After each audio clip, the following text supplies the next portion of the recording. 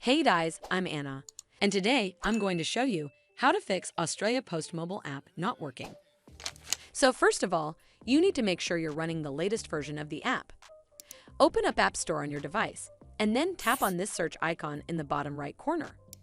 Then search for the Australia Post app, and if you see this update button right next to the app name, simply tap on it to make sure you're running the latest version of the app. But if you still encounter this issue, then you need to clear App Cache. Go to your device settings and then scroll all the way down to General and tap on it. Then tap on iPhone Storage. From here, search for the Australia Post app and then tap on it.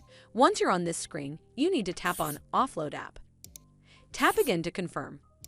It'll take a bit for processing, and then a Reinstall button will show up. Simply tap on it to reinstall the app. This should fix the issue, but if it doesn't, then you need to completely reinstall the app. Follow the on-screen instructions to navigate all the way to the app page. Once you're on this screen, tap on Delete App to uninstall the app from your device.